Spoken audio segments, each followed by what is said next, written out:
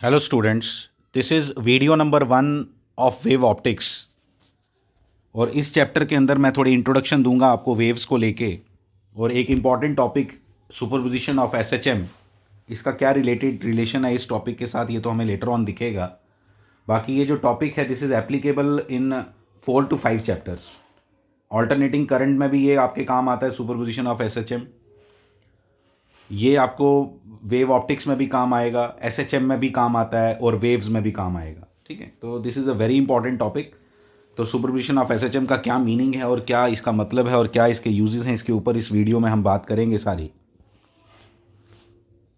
This is a equation of displacement of SHM. ये SHM की equation है, इसको आप एसएचएम भी बोल सकते हो। This is the equation of SHM, displacement in SHM. SHM आपको मालूम होना चाहिए, और एसएचएम ही वो चीज़ है जो रिस्पॉन्सिबल है वेव को क्रिएट करने के लिए। जब भी एक वेव क्रिएट होती है, आप जब भी वेव की बात करूँ ना, तो आप एक इमेजिन कर लिया करो, कि एक रोप है और इसको मैं ऊपर नीचे कर रहा हूँ।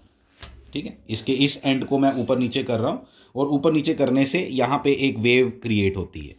रोप के अंदर, जिस वेव को आप देख भी सकते हो। ऐसे बहुत सी वेव्स हैं जिनको आप देख नहीं सकते। साउंड वेव्स उसकी एक एग्जांपल है। ये तो मैंने आपको स्ट्रिंग वेव की एग्जांपल इसलिए दी कि आप इस वेव को देख सकते हो। तो आप अपने माइंड में इस वेव को रखो, और इस वेव से अंडरस्टैंड हम करेंगे कि होता क्या है इस वेव के अंदर। कि हम एसएचएम दे रहे हैं इस पार्टिकल को, और पहली बात ये भी अंडरस्टैंड करो कि what is a wave. It is a flow of energy. It is a transfer of energy from one place to another. तो ये है आपकी wave.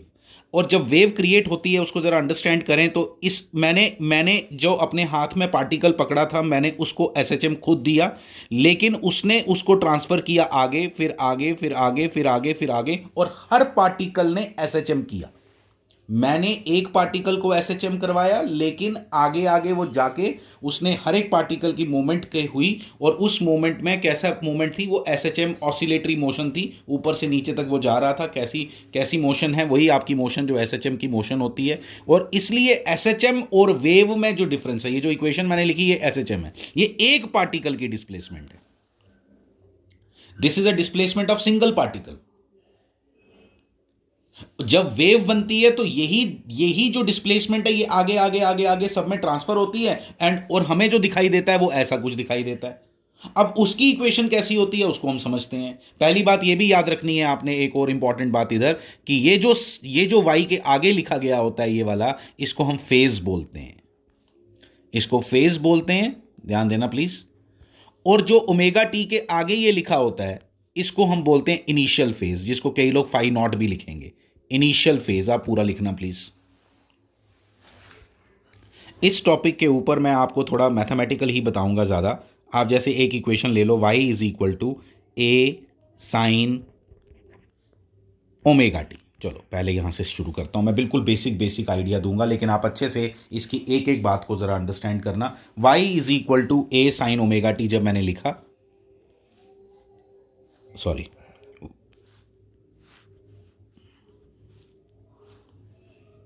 y is equal to a sine omega t जब मैंने लिखा, तो इसकी वेव शेप कैसी होगी। इसमें देख रहे हो आप, प्लस फाई नहीं है। अगर प्लस फाई नहीं है तो ये जो वेव है ये बिल्कुल यहां से स्टार्ट हुई। एक एक बात को अंडरस्टैंड करना, ये बहुत इंपॉर्टेंट है। ये इसका एम्पलीट्यूड है। इसको ये बनने में कितना टाइम लगा, इज द टाइम पीरियड। जो एसएचएम में टाइम पीरियड आपका आता है कि आपको एक पार्टिकल को सॉरी एक पार्टिकल को पूरी एक डिस्प्ले एक एक पूरी साइकिल कंप्लीट करने में, एक साइकिल कहां कंप्लीट होता है, कैसा। तो इस पार्टिकल ने पहले ये ऊपर गया एक्सट्रीम एंड पे, फिर ये बिल्कुल मीन पोजीशन पे आया, फिर ये -a पे गया और फिर ये वापस इस पे आया। ये इस पार्टिकल की जो डिस्प्लेसमेंट है वो यहाँ दिखाई गई है। मैं इस एसएचएम पे अभी बात नहीं करने वाला, मैं ज़्यादा बात करने वाला हूँ इन साइन वेव्स के ऊपर। इनको प्लीज़ अंडरस्टैंड करके रखो, it will really benefit you. इसका जो टॉपिक वाइज आपको ये समझ आएगा। मैंने आपको पहले ही आपको नज़र आना चाहिए कि किसी ने अगर y = a sin omega t लिखा है तो वो कैसी साइन वेव है। तो वो साइन वेव कहाँ से शुरू होगी? ये फंक्शन है, सिंपल फंक्शन है, मैथमेटिक्स है कंप्लीटली। तो शुरू कहाँ से हुआ? बिल्कुल जीरो से। क्यों जीरो से? क्योंकि इसका इनिशियल फेज जीरो है, क्योंकि यहाँ पे प्लस फाई नहीं है, यहाँ पे प्लस जीरो है। आप इसको रीड करो, a sin omega t plus zero नहीं है, इसका मतलब ये शिफ्टेड नहीं है। एक वर्ड और यूज कर सकते हो आप कि ये जो शिफ्टेड वर्ड मैं यूज करूंगा, आप जरा इसको अच्छे से अंडरस्टैंड करना, एक एक चीज को जो मैं बताऊंगा इस वीडियो के अंदर, कि ये वेव शिफ्टेड नहीं है। अब ये शिफ्टेड नहीं है तो इसका मतलब क्या हुआ? इसका मीनिंग हुआ कि जब मैं हर एक साइन वेव को एक फेजर से रिप्रेजेंट कर सकता हूं, वेक्टर की तरह, एक फेजर की तरह रिप्रेजेंट कर सकता हूं, जिसमें इसके मैग्नीट्यूड में मैं क्या शो करूंगा? इसका एम्पलीट्यूड, जो भी इसका एम्पलीट्यूड होगा यहां पे ए, ठीक है। ये देखो मैंने इसको कैसे शो किया। प्लीज अपने पास नोट करके रखो एक एक बात को। इसको मैंने ऐसे रिप्रेजेंट किया, इसका मैग्नीट्यूड कितना? ए, और ये कहां लाई कर रहा है? ये बिल्कुल रेफरेंस के ऊपर लाई कर रहा है। This is your reference line, जो मैंने रेड एरो बनाया, this is your reference line. और रेफरेंस लाइन के ऊपर बिल्कुल इसको लाई इसलिए करवाया क्योंकि यहां पे a sin omega t plus zero है, इसका अपना कोई एंगल नहीं है। जो इसके साथ एंगल हो वही एंगल आपने इसको दे देना होता है। मैं आगे दिखाता हूं। अब मैं सेकंड वेव फॉर्म बनाता हूँ, आप देखो ज़रा, मैं इसको भी अच्छे से देखना। मतलब आपको वेव फॉर्म दी हो तो आपको इक्वेशन दिखाई देनी चाहिए, आपको इक्वेशन दिखाऊं तो आपको वेव फॉर्म बनानी आनी चाहिए। सिंपल, जैसे अब मैं ये बना रहा हूँ, ठीक है, ओमेगा टी प्लस फाई, पहले माइनस फाई लेता हूँ, ओमेगा टी माइनस फाई, समझना प्लीज़ इसको अच्छे से, ठीक है। ये आपकी इस इक्वेशन को बोलते हैं एसएचएम। हमारा टॉपिक का नाम क्या है? सुपरपोजिशन ऑफ एससीएम, उस एसएचएम, उस पर मैं बाद में आऊँगा। पहले इसको पहले अंडरस्टैंड करेंगे तब वो जाके समझ आएगा ना। तो इसकी वेव फॉर्म कैसी है भाई? इसकी वेव फॉर्म बना के दिखाओ। इसकी वेव फॉर्म जब हमने बनाई तो वो वेव फॉर्म ऐसी दिखी, माइनस फाई है ना, तो माइनस फाई ये शिफ्टेड है, इसको शिफ्टेड भी बोल सकते हो, कुछ भी बोलो आप, इसका इनिशियल फेज फाई है, ठीक है। माइनस फाई का मतलब होता है,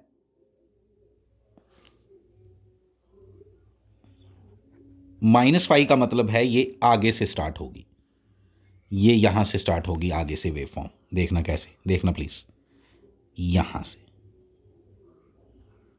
ये हो गया फाई। अब आप क्वेश्चन पूछ सकते हो, सर माइनस क्यों? फिर माइनस फाई, तो ये तो आपने प्लस फाई दिखाई दिया। आप पहले समझो, t = 0 पे इसकी वैल्यू क्या आएगी? t = 0 पे इसकी वैल्यू आएगी a sin -फाई। तो t = 0 पे ये है कहां?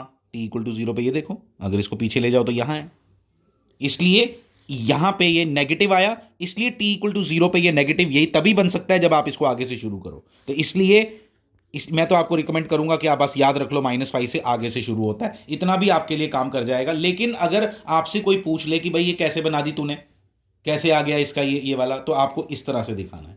अच्छा, फिर इसको फेजर में कैसे दिखाना है ये समझना जरा प्लीज अच्छे से। इसको फेजर में कैसे दिखाना है? फेजर में ये ऐसा दिखेगा, -फाई है तो रेफरेंस से एंगल कितना बनाओगे? -फाई। इन बातों को जरा समझना, ये फेजर मेरी बहुत हेल्प करने वाला है आगे जाके। तो इसको मैं क्या लिखूंगा? -फाई लिखने की जरूरत नहीं है, नीचे बनाया ना मैंने फेजर से, आप नीचे की जगह वर्ड यूज करो क्लॉकवाइज, बेटर है। आपने इसको कहां थे आप कहां थे? आप थे इस रेफरेंस पे, आपने कहां जाना था? आपने जाना था क्लॉकवाइज, तो ऐसे ही जाओगे ना, क्लॉकवाइज यही हुआ, इसलिए ये क्या आ गया, इसलिए आप ऐसे शो कर दो यहां पे अगर अपने लिए करना है, बाकी जरूरत नहीं है ये भी करने की। नीचे नीचे भी बोलते हैं बहुत से लोग, लेकिन नीचे ऊपर से बेटर है कि आप क्लॉकवाइज बोलो, कि माइनस एंगल हो तो क्लॉकवाइज। मतलब आपको देखो तीनों चीज़ें, इधर से आपको ये नज़र आना चाहिए, इधर से आपको ये नज़र आना चाहिए, फिर रिवर्स भी, इधर से आपको ये भी नज़र आना चाहिए, इधर से आपको ये भी नज़र आना चाहिए। Everything is, each and everything is related. आपको कोई एक चीज़ दी हो, आपको तीनों आनी चाहिए। आपको कोई एक चीज दे दूं तीनों में से, आपको तीनों दिखाई देनी चाहिए। आपको विजुलाइज करना इसको बहुत इंपॉर्टेंट है। अगर ये आ गया तो बहुत सी हद तक आपके ये 3-4 चैप्टर्स आपके कंट्रोल में आ जाएंगे। आपको ये बातें समझ आनी चाहिए। ये किसकी इक्वेशन है? y is equal to a sine omega t plus five. ये एस एच एम की जो इक्वेशन है, साइन वेव छोड़ दो, आप सिर्फ मैथमेटिकली देखो, भूल जाओ किसकी इक्वेशन है ये। ठीक है, आप इसको सिर्फ मैथमेटिकली देख के अंडरस्टैंड करो। तो क्या बना? जब मैं इसको ड्रॉ करूंगा यहां, तो ये कैसा दिखेगा? प्लस फाइव है तो पीछे से स्टार्ट होगा, पीछे से स्टार्ट होगा यहां से। ये आपने समझना है इसका। फिर आप बोलोगे सर कि क्यों ऐसा क्यों हो रहा है, पीछे से क्यों स्टार्ट हो रहा है? मैं रीजन बता देता हूं। टी इक्वल टू जीरो डाल के आपको फील आ जाएगा। टी इक्वल टू जीरो डालो, यानी टी इक्वल टू जीरो कौन सी पोजीशन होती है? यहां पे ये वैल्यू है टी इक्वल टू जीरो पे। वो कितनी आनी चाहिए? ए साइन फाइव 30 डिग्री ले लो, 530 ए साइन 30 डिग्री पे ये वैल्यू आएगी जो मैंने अभी मार्क की, ये वाली, ये इतनी वैल्यू। ठीक है, फिर इसको बनाओ जरा उसमें फेजर में। फेजर में कैसा बनेगा? इसको कहते हैं फेजर डायग्राम, समझने वाली बात है ये सब। यहां बनेगा एंटी क्लॉकवाइज 5। अब आप सोच रहे होगे कि ये सब कर क्या रहा हूं मैं, सुपरपोजिशन कब आएगा? मैं अभी आ रहा है, ये देखो y1 इक्वल टू, इस चैप्टर के अंदर हमें जरूरत पड़ने वाली है इसकी। y1 is equal to a sine, आप ए नहीं लो अभी, मैं आपको वैल्यू दे देता हूं, 3 sine omega t plus 30 degree, plus 60 degree लिख दिया। चलो y2 equal to 4 sine omega t minus 30 degree. ठीक है जी, ये दो इक्वेशंस हैं। क्या चाहते क्या हो आप? वो कहता है भाई ड्यू टू सम रीजन, जो रीजन आपको चैप्टर के दौरान दिखेंगे, कि y इक्वल टू मुझे y1 प्लस y2 करके दे। दोनों को प्लस करना सीखा कि दोनों को प्लस करके आंसर क्या आएगा। जितना मैंने अभी तक सीखा उसके अकॉर्डिंग अगर मैं चलूं, जितना मैंने अभी तक सीखा उसके अकॉर्डिंग अगर चलूं, तो आपको क्या दिखाई दे रहा है मैं आपको दिखाता हूं। देखो, आप पहले बात समझना यार, ये तो कंपैरेटिवली मुझे बड़ा डिफिकल्ट नज़र आ रहा है कि करना क्या है मुझे। देखो, मैं दोनों वेव फॉर्म्स आपको ड्रॉ करके दिखाता हूं। बड़ी इंटरेस्टिंग बात बता रहा हूं, आप ज़रा ध्यान से सुनना जो मैं बताने वाला हूं। पहली वेव फॉर्म 3 मतलब उसका एम्पलीट्यूड 3 है। एम्पलीट्यूड मतलब उसकी जो टोटल आपका जो मैक्सिमम, उसको जो आप देखते हो साइन वेव का, 3 sine omega t plus 60 degree, plus 60 degree है तो आपको मालूम है पीछे से स्टार्ट होनी है वेव फॉर्म। ये लो, एक वेव फॉर्म ये है।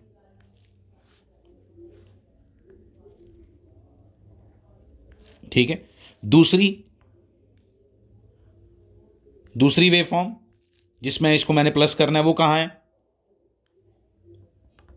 वो यहां है, माइनस 30 डिग्री, वो आगे से स्टार्ट होती है।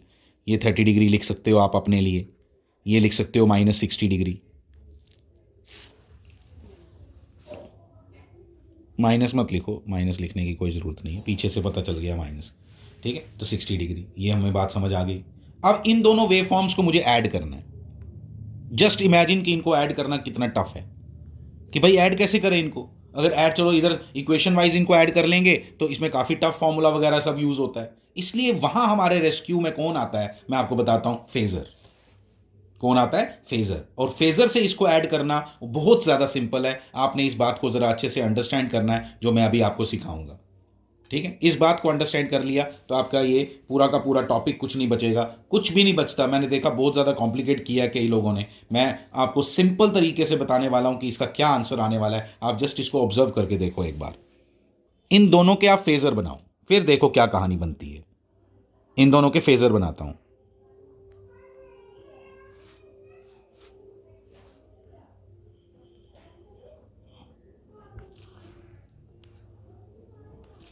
पहला कौन सा? प्लस 60। चलो भाई बनाओ प्लस 60, कोई बड़ी बात नहीं है।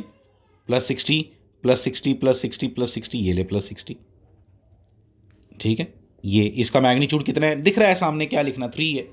एम्पलीट्यूड जितना होता है उतना याद रख लो, उतना है इसका एम्पलीट्यूड। ये आ गया कितना? Plus 60 degree. फिर दूसरा क्या? -30। -30, बड़े अच्छे से देखना प्लीज़, इसको कॉम्प्लिकेट नहीं करना। मैं आपको बिल्कुल जितना सिंपल हो सकता है उतना सिंपल बताने वाला हूं। आप इसको शॉर्टकट में ना, इसी चीज़ को शॉर्टकट में कैसे लिख सकते हो ये भी आपको सिखाता हूं।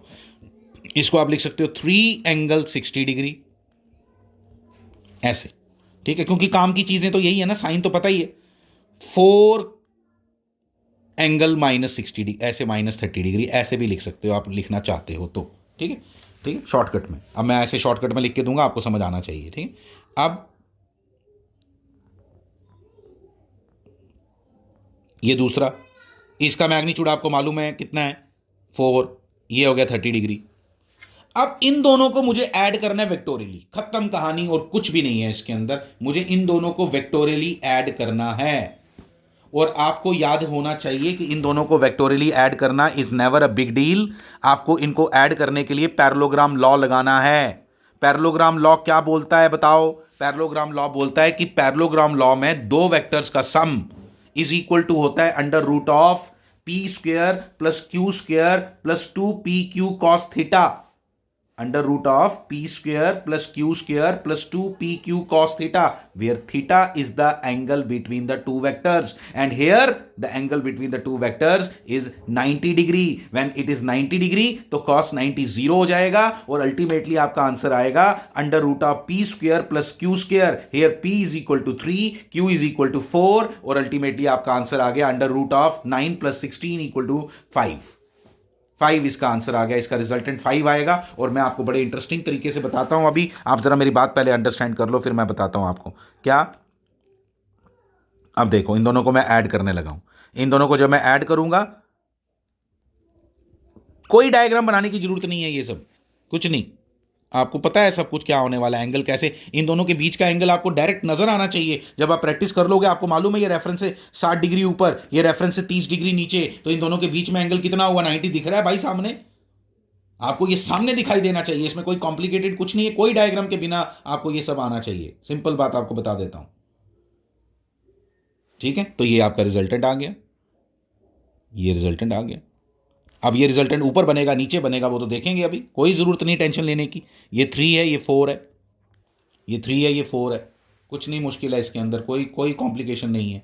आप बड़े आराम से ये सब चीज़ें कैलकुलेट कर सकते हो, मैं आपको अभी बता देता हूँ कैसे हम करेंगे, फिर आप इसको अंडरस्टैंड करना, फिर मैं आपको बताऊंगा कि क्या करते हैं। पैरेललोग्राम लॉ आपको आना चाहिए, ये मैं आपको इतनी बात बता देता हूँ। अगर पैरेललोग्राम लॉ भी नहीं आता है तो फिर गड़बड़ है, फिर ऑब्वियसली फिर हम नहीं सीख सकते। ये तो मैं मान के चल रहा हूँ कि ये टॉपिक उसके लिए बहुत ज़्यादा सिंपल हो गया जिसको पैरेललोग्राम लॉ बहुत अच्छे से आता है। और अच्छे से क्या आता है मैं ही बता रहा हूँ अभी आपको। रिजल्टेंट जो आता है ये वाला आर, ये आपको अभी बताया ना किसके बराबर आएगा, जब जब दो वेक्टर्स के बीच का angle, you can call them vectors, होता ये फेजर्स हैं, ठीक है, you can call them vectors for the time sake, ठीक है। तो अभी इसलिए क्या बनेगा, ये रिजल्टेंट की वैल्यू क्या आएगी, रिजल्टेंट की वैल्यू क्या आएगी, resultant comes out to be क्या बोला, वैल्यू कितनी आई उसकी 5, लेकिन मुझे उसका एंगल भी चाहिए, और उसका जब मुझे एंगल चाहिए, आपको मैंने सिखाया है, आपको दोबारा बता देता हूं एंगल। अब आपको जो पैरेललोग्राम लॉ एंगल बताता है ना, वो बताता है या तो तू 4 के साथ निकाल सकता है या तो तू 3 के साथ निकाल सकता है। मतलब या तो तू 4 के साथ एंगल फाइंड कर ले या तो 3 के साथ एंगल फाइंड कर ले, या तो तू पी के साथ एंगल फाइंड कर ले या तो क्यू के साथ एंगल फाइंड कर ले। समझ आई बात? वो एंगल रेफरेंस के साथ नहीं बताएगा, वो एंगल मुझे दोनों में से किसी एक वेक्टर के साथ बताएगा। और आपको याद दिला देता हूं, उसको हम लोग तब बोला करते थे बीटा, और बीटा इज इक्वल टू होता है tan इनवर्स ऑफ, ये पैरेललोग्राम लॉ के फॉर्मूले हैं सारे, tan इनवर्स ऑफ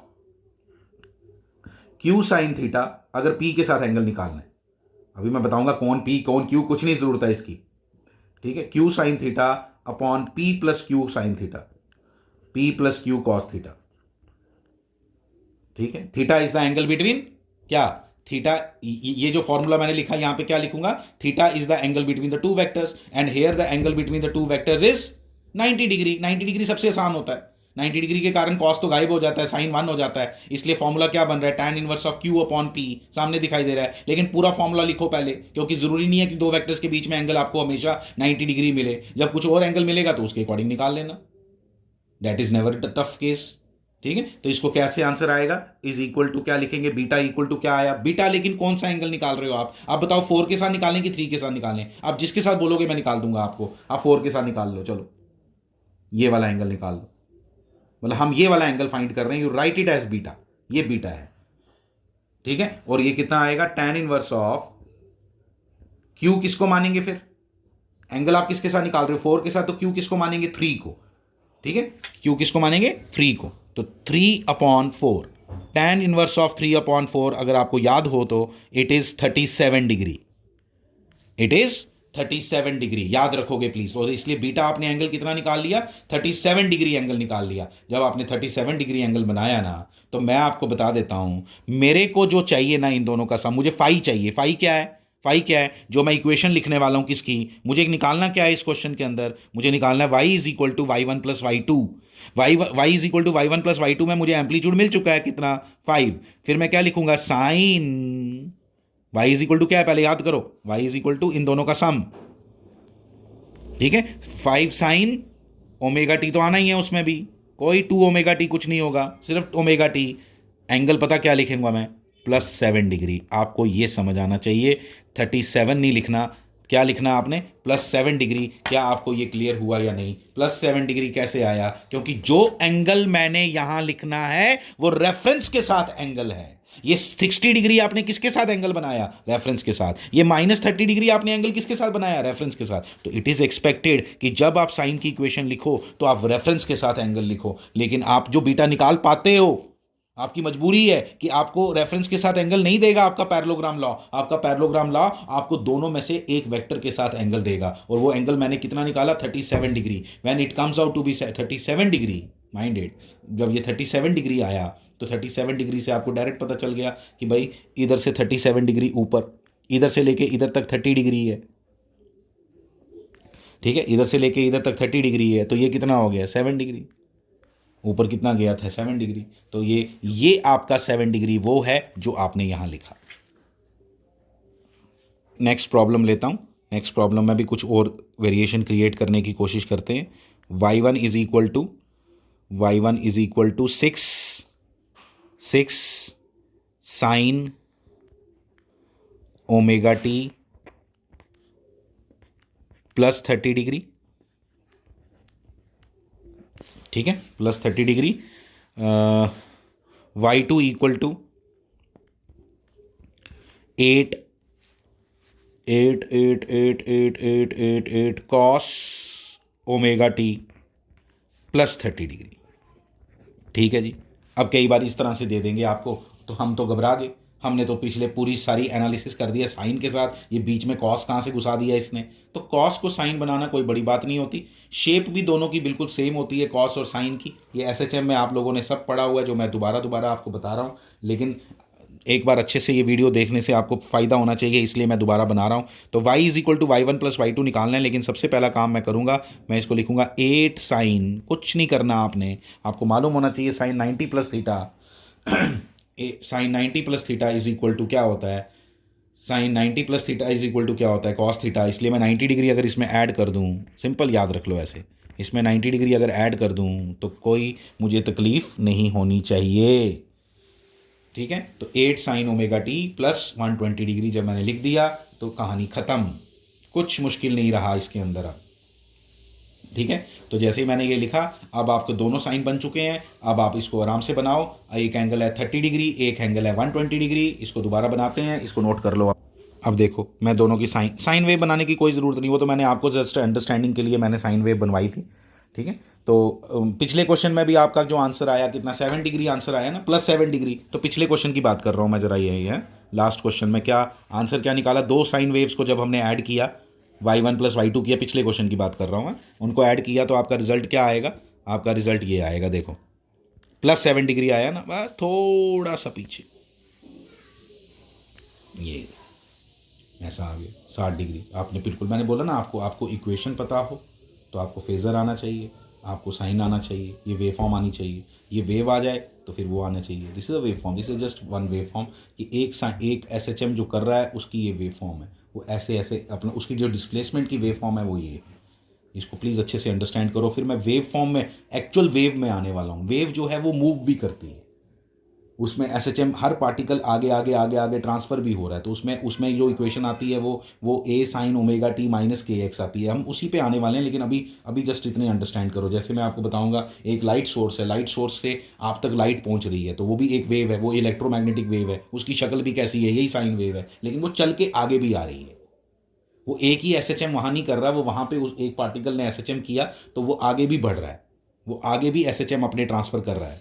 तो अपनी एनर्जी को आगे आगे ट्रांसफ़र कर रहा है। वो हमने अभी नहीं मैं बात कर रहा, अभी तो इस टॉपिक में हम सिर्फ सुपरपोजिशन ऑफ एसएचएम के बारे में ही बात कर रहे हैं। ये पिछला आंसर मैंने लिख दिया, 7 डिग्री लिख देता हूँ, आपको याद आ जाएगा। ठीक है, अब नेक्स्ट क्वेश्चन की बात करते हैं, जहाँ पे क्या क्या एंगल दिए थे। फटाफट करना है, जल्दी, हमने कोई टाइम नहीं लगाना होता, टाइम नहीं है हमारे पास ज़्यादा।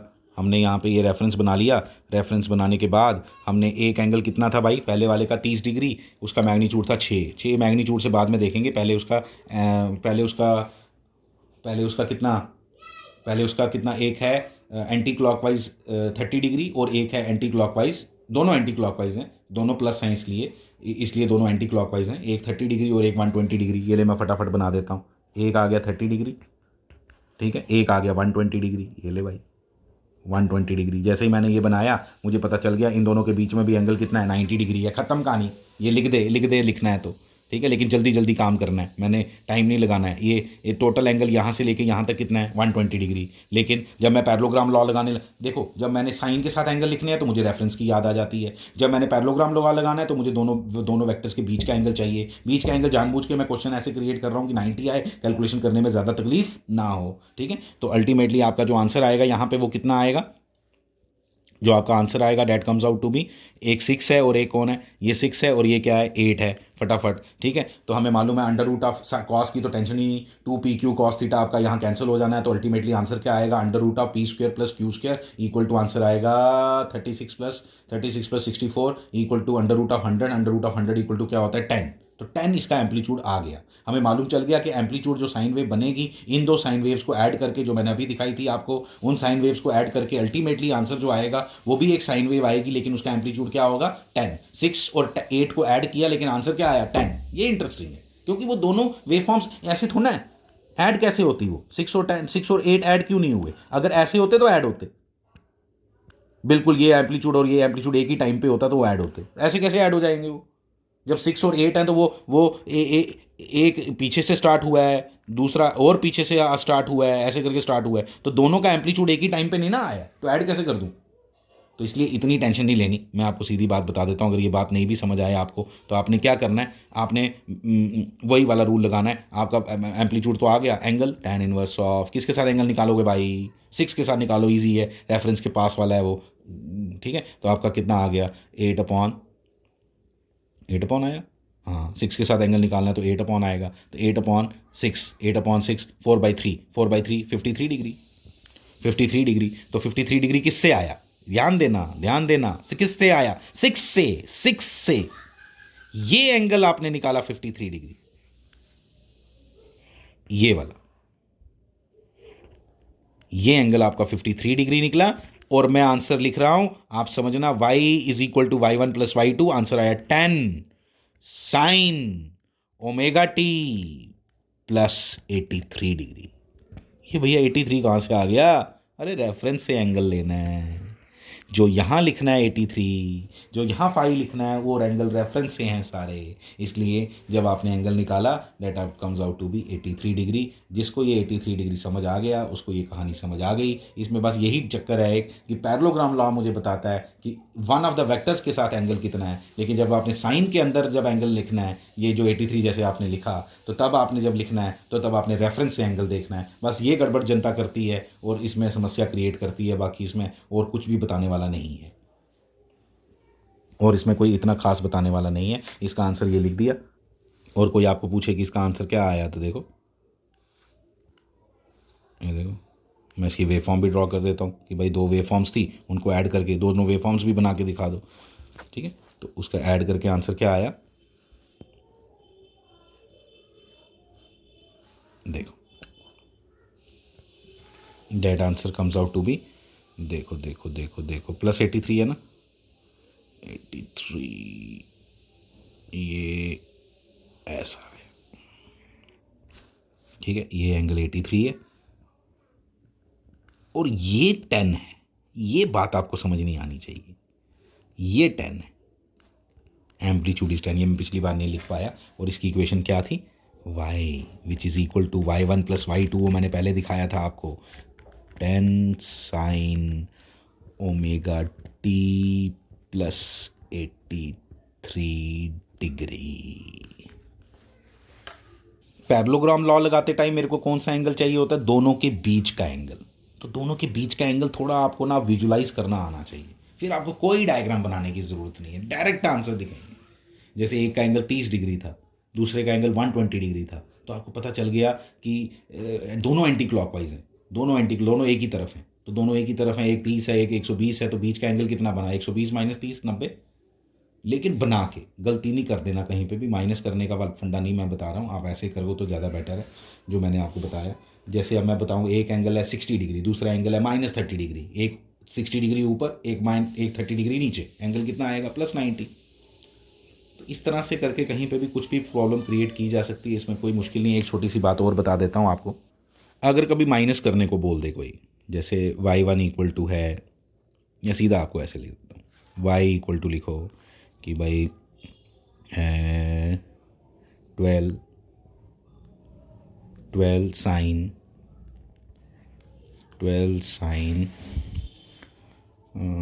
Omega t +30 degree minus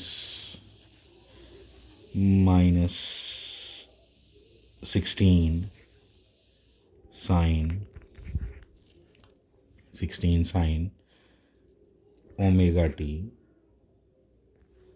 16 sin omega t, रहने दो इतना ही, ठीक है। ऐसे लिख दिया, माइनस साइन डाल दी। फिर क्या करोगे भाई? माइनस साइन डाल दी तो हम क्या करेंगे, देखो मैं बताता हूँ। 12 sin omega t +30 +16 sin omega t +180 degree, ये करोगे आप। कुछ नहीं है इसका, दोनों के बीच का एंगल 120 डिग्री आपको नज़र आना चाहिए। cos 120 -1/2 आपको पता होना चाहिए। बाकी लगाओ parallelogram law and get the result. इस बार आपको वो लगाना पड़ेगा, पूरा फार्मूला लगाना पड़ेगा। √ऑफ क्या आएगा? एम्पलीट्यूड क्या आएगा? 12 का स्क्वायर प्लस 16 का square plus 2pq cos 120 is -1/2, ये कैंसिल हो गया 2 इसके साथ। फिर 16 का स्क्वायर प्लस 12 का स्क्वायर करो, उसमें माइनस कर दो 12 × 16, उसका √ लो, जो भी वैल्यू आती है, हो सकता है डिफिकल्ट आए थोड़ी वैल्यू, डेसिमल में आए, ठीक है। तो वो इसका एम्पलीट्यूड हो गया। सीखना इंपॉर्टेंट है इस समय, ये क्वेश्चन करना नहीं, ठीक है। अच्छे से फील करो इसको। एम्पलीट्यूड मैंने सिखा दिया, एंगल कैसे निकालोगे, tan इनवर्स पूरा लगाओगे। अब नहीं चलेगा वो ड्रामा, नहीं चलेगा, बता देता हूँ आपको। कौन सा वाला? डायरेक्ट नहीं चलेगा, क्योंकि साइन थीटा कॉस थीटा दोनों पिक्चर में आएंगे। साइन 120 होता है √3/2 प्लस होता है, क्योंकि सेकंड क्वाड्रेंट में साइन प्लस होता है, तो √3/2। तो वहाँ से वो वैल्यू निकालो और एंगल निकाल के देखो, अगर नहीं आएगा तो फिर बात करेंगे, ठीक है। तो सिंपल है, इसमें कुछ नहीं, पैरेललोग्राम लॉ लगाना है आपने और कुछ नहीं करना है इसके अंदर भाई। पैरेललोग्राम लॉ लगा के, लेकिन जो एंगल मिलेगा ना आपको, जब आप एंगल कैलकुलेट करोगे, तो जब आपको जो एंगल मिलेगा वो ये 12 या 16 के साथ मिलेगा, वो रेफरेंस के साथ नहीं मिलेगा। फिर उसको रेफरेंस में आपको कन्वर्ट करना आना चाहिए, मैं थोड़ा सा बता देता हूँ आपको। एंगल जो आपने निकाला ना, देखो आप पहले देखो, ये आपकी एक ये है, नहीं, एक आपका ये है 180 डिग्री वाला, जिसका मैग्नीट्यूड 16 था, दूसरा आपका 30 पे है यहाँ, ठीक है, जिसका 12 था। ये इन दोनों के बीच का एंगल पैरेललोग्राम लॉ में यूज़ होना है, इसलिए मेरे लिए मैटर करता है। समझ आ रही है इतनी बात? ये 120 डिग्री मेरे लिए मैटर करता है, इसलिए जब मैं एंगल निकालूंगा तो मैं क्या लिखूंगा? मैं लिखूंगा tan बीटा = ठीक है। अब आपने एंगल किसके साथ? 12 के साथ निकाल लो, 12 आपको पता है रेफरेंस के पास है, इसलिए ज़्यादा अच्छा रहता है। तो 16 साइन निकल गया 120 degree, divided by p + q, यानी कि 12 + q, तो वो माइनस हो जाएगा, -8 हो जाएगा, 12 - 8 हो जाएगा। 8 कैसे आया? 16 × 1/2, 16 × 1/2 इज 8। माइनस क्यों आया? क्योंकि cos 120 डिग्री -1/2 होता है, तो 4 आ गया, 4 कैंसिल हो गया, अल्टीमेटली 2√3 आ गया, तो tan बीटा = 2√3 आ गया, ठीक है। तो tan √3 आ गया, तो इधर कहीं बन जाएगा इसका एंगल, ठीक है, ये एंगल बन जाएगा। लेकिन ये एंगल आपने किसके साथ निकाला? इसके साथ। कितना निकाला? अब आप बोलोगे कितना निकाला, मैं लिखूंगा, देखना, tan इनवर्स, जब नहीं पता चल रही वैल्यू तो फिर ऐसे लिखते हैं tan इनवर्स।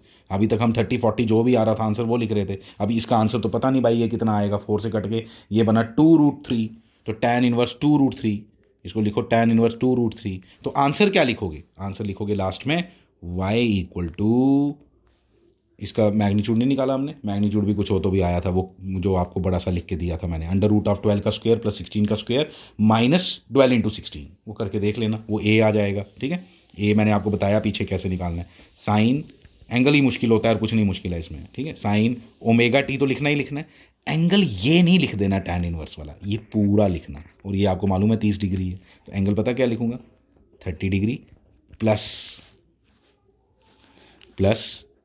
tan इनवर्स, क्या tan इनवर्स 2√3, मतलब 30 डिग्री और इसका सम, ये इंपॉर्टेंट है यहाँ, ये समझो सभी अच्छे से, बाकी इस क्वेश्चन के अंदर और कुछ नहीं है। Thank you very much.